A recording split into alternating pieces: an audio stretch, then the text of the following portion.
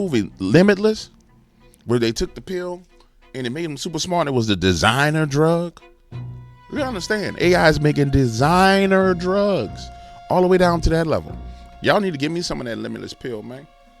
Yeah, y'all need to give me one of them pills, man. But I don't want none of them side effects y'all got where you forget where you black out, you done murdered somebody and wake up and you got a blood all on. I don't want none of that, man. Give me one of them Limitless pills, man. Give me one. Matter of fact, I don't want your damn pill. You might turn me into Diddy. No, you keep your damn pill. It's probably what happened to Diddy. Got on some of them Limitless drugs, and then Diddy ended up diddling. Oh my goodness, something wrong. Hold on one second. We about to get to the bottom of this, ladies and gentlemen. This don't make no sense whatsoever. Welcome to the Dark Waters channel, where we explore mysteries, figure out the truth, dive into politics, and anything else you want to know about. That's what we doing over here, baby. Let's go. All right, guys, we're back. We're back looking at the World Economic Forum. Why do you look at the World Economic Forum, DW? Why do we Stinkonians pay attention to these people? I know it's disgusting. I know it's aggravating. I know it agitates you because they think they run everything. But the truth of the matter is, until their control is broken over the people of the world, we need to pay attention to what the hell they're saying, don't you think? And the difference between the Stinkonians and everybody else is everybody else react to what they do. The Stinkonians go see what they're going to do before they do it. It's a part of being in the dark waters. Yeah. You don't just react to what people do. You see it before they do it. But the only way you can see what they're going to do before they do it is if you're paying attention to what they say. And when you know what's coming down the pipeline and everybody else is panicking, you have already prepared a plan, executed a plan, or you just know it's not going to work based on all the other circumstances and all of the other factors that are laid out in front of you. Do you understand what The Rock is eating? Because he said he like pineapple and children. All right. So we are going to dig into what they're saying about the health care. And let's take a listen. Where you crazy lizard people at? Our frontline salesmen throughout the company, we're capturing value. It's not only cost, Sarah. I think there's a lot of growth. There's a lot of understanding consumers better. There's a lot of serving consumer needs much better. There is making the life of our associates much easier, and is making them intelligent solution makers versus just action-oriented. So I think there's a massive transformation in terms of intelligence of the company, connectivity of the company, growth opportunities. It's just massive, the opportunity. The work is hard, as you were saying. It's infrastructure, it's people, it's different financial metrics. There's a lot of changes you have to make at scale to make this happen. So can Gen AI tell us? We're talking for the purpose of those who just tuning in. You didn't see the video before. We're talking about generative AI and how generative AI is going to affect not only employment, but companies and organizations into the future. I think I started at the wrong spot. It sounds to me like he's talking about his individual employees and how it's going to make them more effective. If I'm not mistaken, this is the CEO of a food company. I've seen his face before. But anyway, let's keep on going. Got to lead us to what we need to listen to. Us right now, what'll be the next big snacking hit? Again, she needs to get the hair off her upper lip. And I know I said in the last video, but your hair on your lip is distracting. It's almost as if you got a baby eyebrow on the top of your lip. Gen AI can help us understand consumers better, and Gen AI can help our R&D developers and our marketeers come up with alternative simulations to say, okay, this is going to be probably a preferred convenient food for that particular occasion, or a much more functional beverage for that particular opportunity. Yes. Paul. So AI is going to decide what foods will be produced for you. I guess that's why God started us right there at that point, and I was confused. He's saying that AI is going to figure out what's the most opportunistic food for you. Watch this. Let's listen to it. Opportunities. It's just massive, the opportunity. The work is hard. As you were saying, it's infrastructure, it's people, it's different financial metrics. There's a lot of changes you have to make at scale to make this happen. So can Gen AI tell us right now what'll be the next big snacking hit? Gen AI can help us understand consumers better, and Gen AI can help our R&D developers and our marketeers come up with alternative simulations to say, okay, this is going to be probably a preferred, convenient food for that particular occasion, or A preferred. Oh my goodness, I almost talking a pervert. This is why you can't listen to these wicked people, because you almost pick up on their language patterns. A preferred, convenient food for that particular occasion. A preferred, convenient food for that particular occasion. That's decision making down to the level of the sales force. When you go into an organization, yeah, that's what it is. This is how far he's saying that AI is driving in his corporation. It's like you come to me and say, hey, I'm having a wedding party. I'm having a retirement party. And basically what he's saying is AI will be able to say, okay, what did you do for a living? I'm a police officer. Okay, so you're a retired cop. It'll have the ability, based on data sets, to say, okay, this is the preferred convenient food for this occasion based on historical data of what retired police officers like to eat. This is what he's saying in those few words. Preferred convenient food for that particular occasion. It doesn't sound like it, but I'm telling you, that's what he's saying. Well, let's listen to it again. opportunities. It's just massive, the opportunity. The work is hard, as you were saying. It's infrastructure, it's people, it's different financial metrics. There's a lot of changes you have to make at scale to make this happen. So can Gen AI tell us right now what'll be the next big snacking hit? Gen AI can help us understand consumers better, and Gen AI can help our R&D developers and our marketeers come up with alternative simulations to say, okay, this is going to be probably a preferred, convenient food for that particular occasion, or a much more functional beverage for that particular opportunity. Yes. Paul, one of the most exciting. Did you get it? Much more functional for this particular opportunity. Did you get it? All right. Applications, I think, and opportunities is in healthcare and drug discovery. But we haven't really seen that happen yet, have we? Oh, yes, we have. Well, it takes about 12. Let me stop right here and let me say this. We have to remember that these people have had access to this prior to us knowing about it. So you know how Bill Gates is sitting there saying, well, at the Gates Foundation, we found a cure for this, and we figured how to I figured out how to genetically modify the cows to make sure that the cows don't need to eat this type of food, and that the cow farts are farting less. How you think he did it? That man been having access to Gen AI for the longest. Bill Gates ain't that damn smart. I'm sorry. For example, Mark Zuckerberg. Did y'all see just recently Mark Zuckerberg? With the video of him looking at Jeff Bezos' old lady boobs?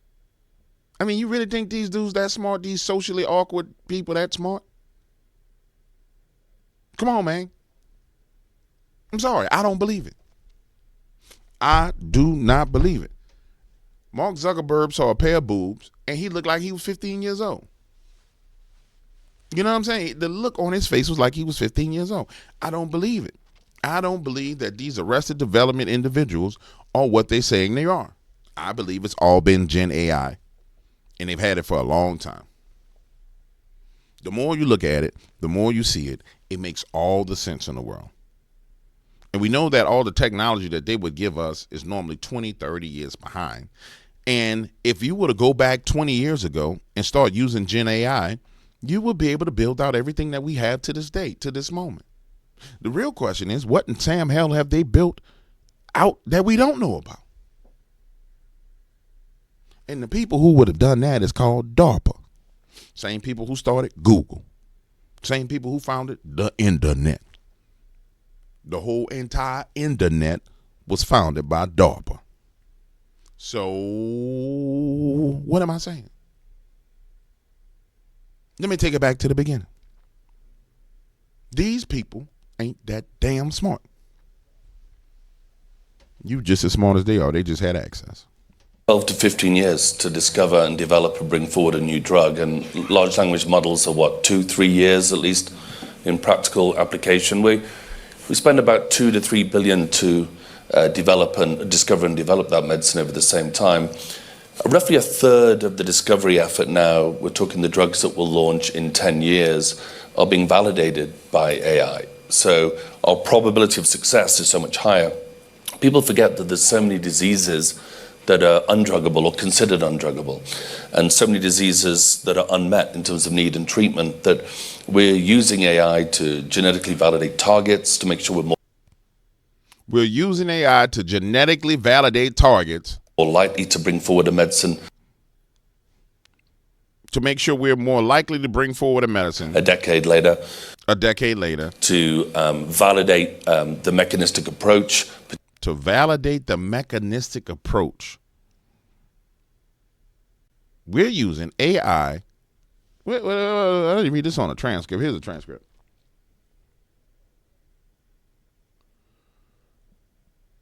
Undruggable in so many diseases that are unmet in terms of need and treatment that we're using AI to genetically validate targets.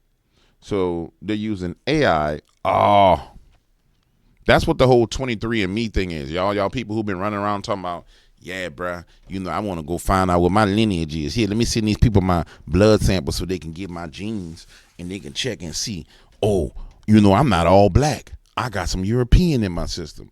Or I'm not all white. I got some Haitian in my system. See that whole 23andMe push?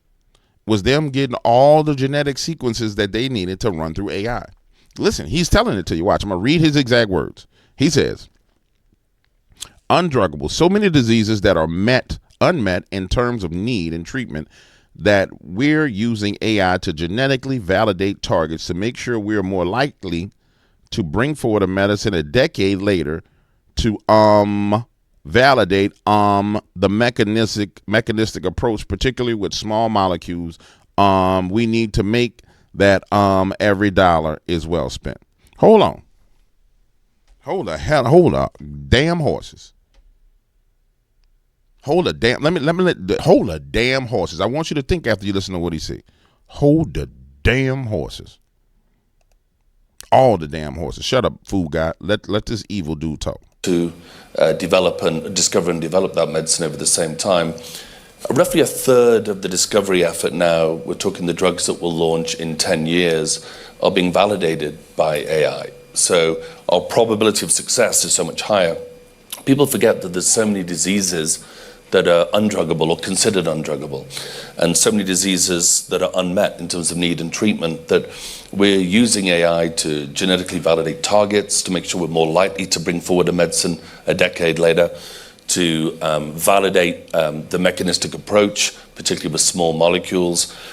We need to make sure that every dollar is well spent in terms of the investment and increase our probability of success. And you won't see that in real terms. I think we're still waiting for the first medicine that's done the entire journey. Sanofi, it's been really fascinating for us because, yes, we genetically validate everything and target selection is more than 90% accurate now, but we spent an awful lot of time putting together our data, making sure that we have... Okay. Nah.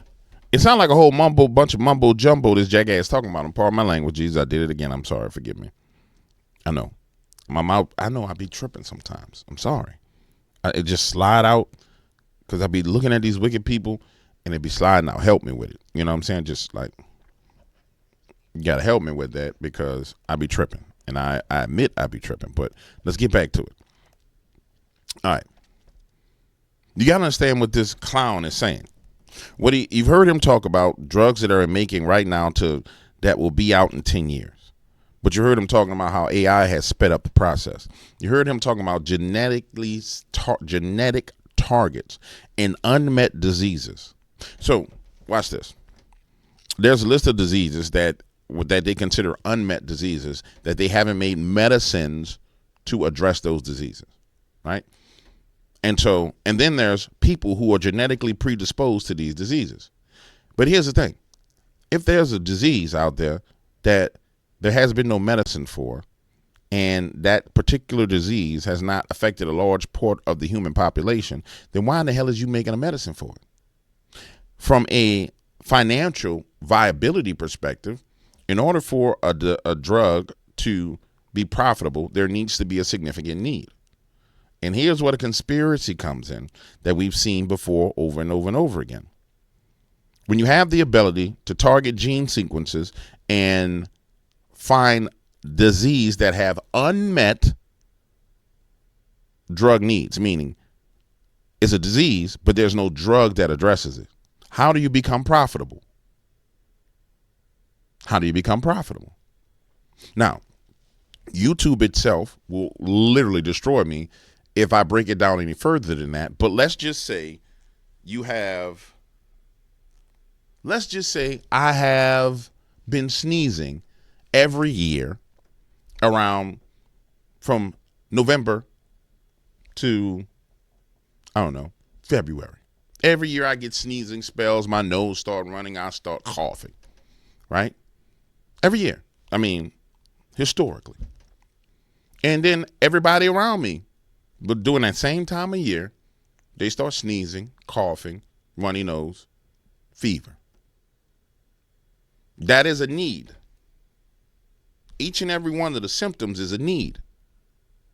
From a medical standpoint, from a drug standpoint, each symptom is a need, which is why you can go to the store to get Sudafed for your head, for your congestion.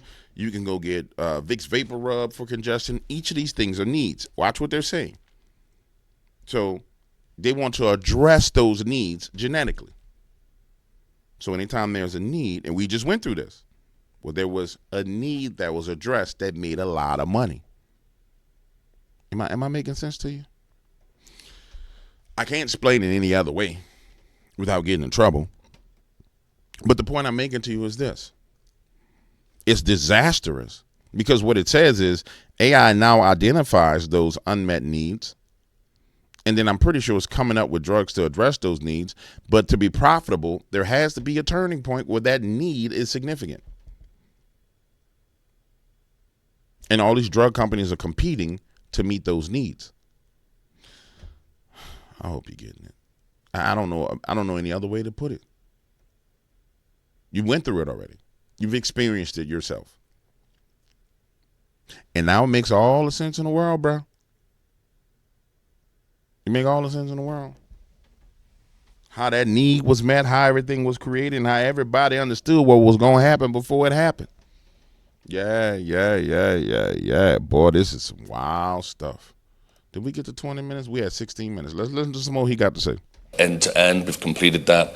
We're running validated agents now at scale with more than 20,000 people using them on a daily basis. Could be from as simple as inventory management, where the agent is correlating all the data real time and letting us know on our phone, almost like Instagram notifications where we're at. We're doing very much the same in terms of forecasting accuracy. We're more than 99% accurate in terms of our use cases. And while most big companies are still piloting, dabbling, most CEOs that are a little bit apprehensive, think more cyber than opportunity, are running lots of proof of concepts because it's safer, right? Just to do that for a few years before retirement. It's such a big opportunity that the point we're at the moment for us, we've decided that everybody will be in the same place in the end in healthcare. So being first and the broadest, which is where we believe we are right now, gives us a huge opportunity to beat others. You know, you have to imagine, and I think it was said earlier, it's the jobs that are at risk are the jobs where the human isn't interested in AI. AI doesn't beat human plus AI. It takes the role of somebody that's not interested in AI. And we've managed to get the vast majority of our people now being enabled, much like using Waze, for example. I ain't gonna lie, he's not lying to you about that. That's something where he's telling you the truth. I don't believe it will take the jobs of people who are interested in it because it's a tool. And so those who use the tool to make their lives better and make their business models better, they will dominate those people who don't use the tools to make their business models better. He's actually telling the truth, and he's explaining to you why and how they've dominated their sector. And he said it's better to be first. I got to give a man the credit. I mean, I guess that's why he's CEO. He's super smart. You know what I'm saying? But he telling you they making, you know how they would say, remember the movie Limitless? Where they took the pill and it made them super smart. It was the designer drug. You understand? AI is making designer drugs all the way down to that level. Y'all need to give me some of that limitless pill, man. Yeah, y'all need to give me one of them pills, man. But I don't want none of them side effects y'all got where you forget where you black out, you done murdered somebody and wake up and you got a blood all on. I don't want none of that, man. Give me one of them limitless pills, man. Give me one. Matter of fact, I don't want your damn pill. You might turn me into Diddy. No, you'll keep your damn pill. It's probably what happened to Diddy. Got on some of them limitless drugs, and then Diddy ended up diddling. Oh my goodness, something wrong.